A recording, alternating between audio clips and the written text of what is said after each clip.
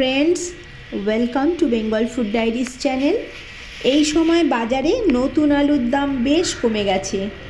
আলুর চিপস বানিয়ে কাচের কন্টেনারে স্টোর করে রাখার এটাই সঠিক সময়।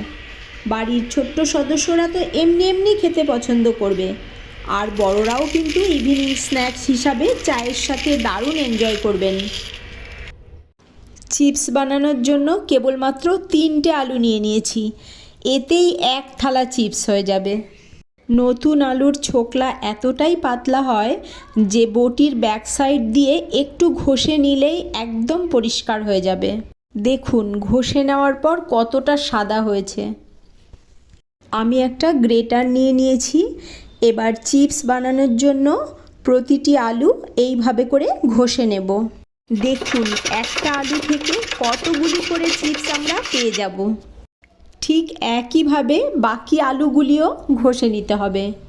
এখন এই গ্রেট করে নেওয়া আলু সাথে সাথে জলের মধ্যে দিয়ে দিতে হবে। 3 থেকে 4 বার জল পাল্টে আলতো হাতে ধুয়ে নেওয়ার ফলে আলুর মধ্যে থাকা স্টার্চ অনেকটাই বেরিয়ে আসবে।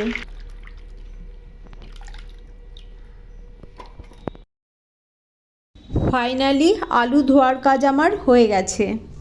এখন একটা কটন কাপড় বিছিয়ে কেটে রাখা প্রতিটি আলুর চিপস এইভাবে করে সাজিয়ে দেব।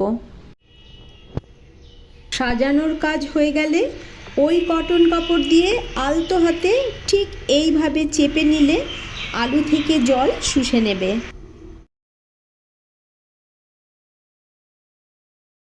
দেখেই হয়তো বুঝতে পারছেন কটন কাপড় জল শুষে নিয়ে কেমন ভিজে গেছে।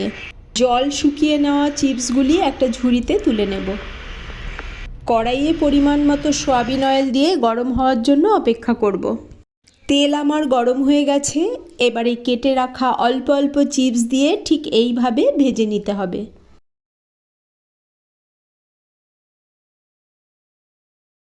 ভাজা আমার হয়ে গেছে। এবার সুন্দর করে তেল ছেঁকে তারপর তুলে নিতে হবে।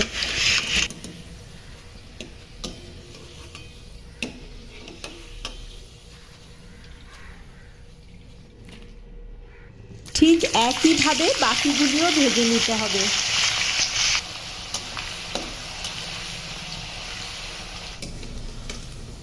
দেখুন কেবলমাত্র 3টে আলু দিয়ে কেমন এক থালা চিপস তৈরি হয়ে গেল। কতটা মুচমুচে হয়েছে দেখুন। এইভাবে সাদা আলুর চিপস এনজয় করতে পারেন। আবার বিট নুন, চাট মশলা, সাথে চিলি ফ্লেক্স দিয়ে চটপটা বানিয়েও এনজয় করতে পারেন।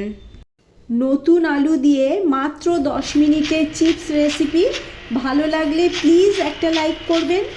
আর আপনি যদি চ্যানেলে নতুন বন্ধু হয়ে থাকেন চ্যানেলটিকে সাবস্ক্রাইব করে আমাকে সাপোর্ট করবেন। আবার আসবো পরবর্তী ভিডিও নিয়ে। ভালো থাকবেন, সাথে থাকবেন।